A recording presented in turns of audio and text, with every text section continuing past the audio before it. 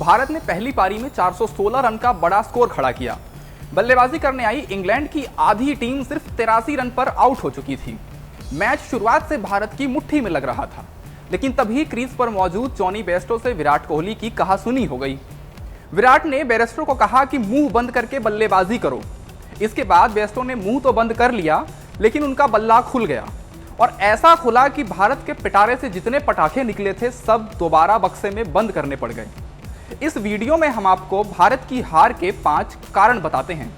भारत की हार का पहला कारण रूट और जॉनी बेयरस्टो की जोड़ी।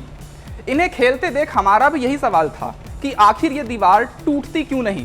पहली पारी में ऋषभ पंत और जडेजा की शानदार साझेदारी, जिमी एंडरसन का पंजा, बुमराह का ब्रॉड के एक ओवर में 35 रन जड़ना, मैच के इन सभी नज़ारों पर भारी पड़ी आखिरी पारी में इंग्लैंड की तरफ से जो रूट और जॉनी बेयरस्टो की साझेदारी।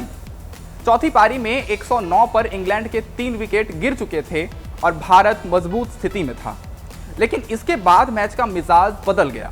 जो रूट और जॉनी बेयरस्टो के बीच 365 गेंदों में 254 रनों की नाबाद साझेदारी के कारण भारत को हार का सामना करना पड़ा। इस मैच में इंग्लैंड ने अपने अब तक के किसी भी टेस्ट मैच में सबसे बड़े लक्ष्य का सफलतापूर्वक पीछा किया है। हार का दूसरा कारण विराट कोहली की खराब फॉर्म। इस टेस्ट की पहली पारी में विराट 19 गेंदों में केवल 11 रन बनाकर चलते बने, जबकि दूसरी पारी में बेन स्टोक्स ने विराट कोहली को 20 रन पर आउट कर दिया। रोहित शर्मा की गैर मौजूदगी में भारतीय लाइनअप को विराट कोहली की सबसे अधिक जरूरत थी। पहली पारी में तो पंत और जडेजा ने पारी को संभाल लिया, लेकिन दूसरी पारी में बैटिंग लाइनअप कमजोर साबित हुई। आखिरी बार विराट कोहली ने अंतरराष्ट्रीय शतक 2019 के नवंबर में बनाया था, यानी 2.5 साल पहले। ऐसे में भारत को सलामी बल्लेबाजों के पवेलियन लौटने के बाद जिस स्थिरता की जरूरत होती है वो नहीं मिल पा रहा है। जब बात गलतियों की कर रहे हैं तो सबसे बड़ी गलती यानी जॉनी बेयरस्टो का कैच छोड़ना कैसे भूल सकते हैं।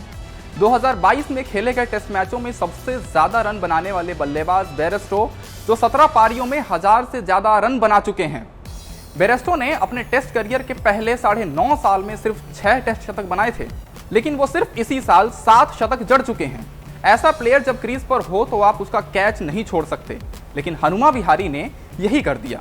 तब बेयरस्टो 14 रन के निजी स्कोर पर खेल रहे थे।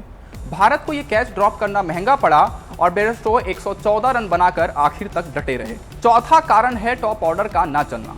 रोहित शर्मा कोरोना संक्रमण के चलते मौजूद नहीं थे।